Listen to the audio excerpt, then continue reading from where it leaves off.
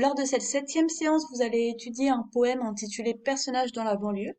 Ce poème a été écrit par Jacques Réda en 1968.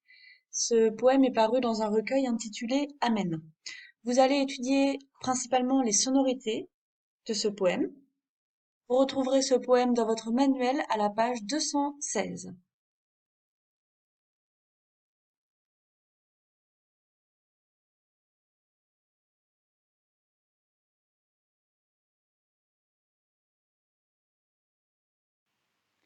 Personnages dans la banlieue. Dans le recueil Amen, le poème Personnages dans la banlieue annonce le sujet principal de l'œuvre de Jacques Réda, la ville. Il décrit ici une foule qui se déplace vers la banlieue. Personnages dans la banlieue. Vous n'en finissez pas d'ajouter encore des choses. Des boîtes, des maisons, des mots. Sans bruit, l'encombrement s'accroît au centre de la vie. Et vous êtes poussé vers la périphérie, vers les dépotoirs, les autoroutes, les orties. Vous n'existez plus qu'à l'état de débris ou de fumée. Cependant, vous marchez, donnant la main à vos enfants hallucinés sous le ciel vaste. Et vous n'avancez pas. Vous piétinez sans fin devant le mur de l'étendue, où les boîtes, les mots cassés, les maisons vous rejoignent, vous repoussent un peu plus loin dans cette lumière qui a de plus en plus de peine à vous rêver. Jacques Réda, Personnage dans la banlieue, extrait. Amen, 1968. Poésie Gallimard, 1988. Je vais maintenant vous expliquer les questions auxquelles il faudra répondre. Alors, pour la première question, qui sont les personnages décrits? Ici, la question repose essentiellement sur de l'implicite, mais vous pouvez vous aider en relisant le vers 8, vous allez trouver un indice.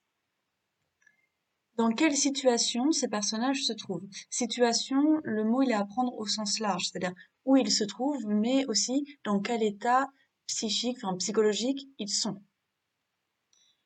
Troisième étape, vous analysez les sonorités. Petit a, vous relevez deux rimes. Donc une rime, je vous rappelle, c'est un son en commun qui revient à la fin de deux vers. Au vers 12 et 13, une allitération.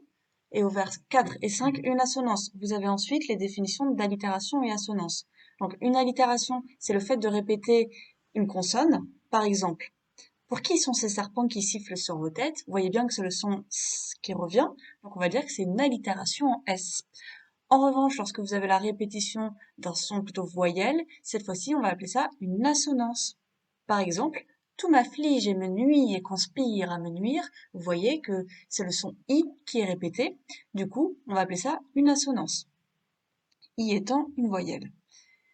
Pour la quatrième question, vous devez expliquer comment la banlieue est perçue. Vous appuyez essentiellement sur les vers 5, 10 et 11.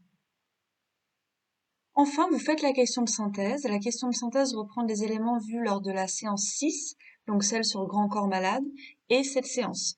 Vous devez répondre à la question suivante.